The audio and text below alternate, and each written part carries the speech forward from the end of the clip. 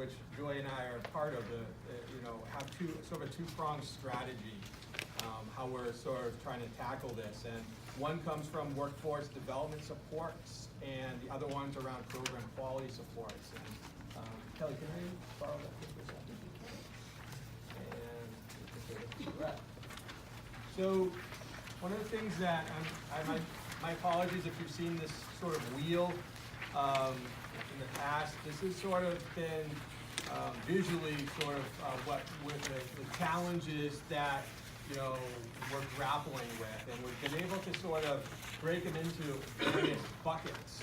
The inside of the wheel kind of highlights sort of challenges that the field currently is facing, such as limited public investment, minimal requirements, low wages, high turnover, all these things that make life in the field extremely challenging to maintain and retain staff.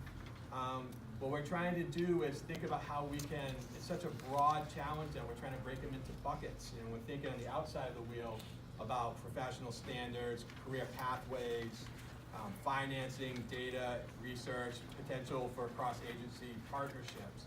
And so we're trying to, we're constantly sharing this sort of visual with a lot of the stakeholders that we're engaging, and you amongst them. And so for a visual standpoint, this represents sort of our branding and how we're sort of breaking it into a two-pronged attack here. We have the Strong Start to Career Pathways, which really is going to be focusing in on the sort of the individual educator. We'll have various projects or programs that we're looking to support the individual educator. And then we have the Strong Start to Program Quality, where we're looking at sort of the program holistically and thinking about resources that can help them move forward. And I think this also ties with sort of the QRAS involvement. So I'm not going to go through the list here, but I kind of sat down when preparing for this and was thinking about, as a division, we have a lot of activities going on, and I was trying to figure out how to organize this, and so I tried to put them into one of the two buckets. So we have these things such as the EPS grant right now, which Wendy and her staff are kindly engaging with you with Region 6. And the unique thing about the EPS grant, it falls into both buckets. They address things like the individual needs of individual educators, but also with coaching and program supports, it's looking to help programs to improve. Whether that is an issue maybe with licensing mitigation issues, or that they have a particular goal of improving equality, which might hopefully be reflected as a QRAS.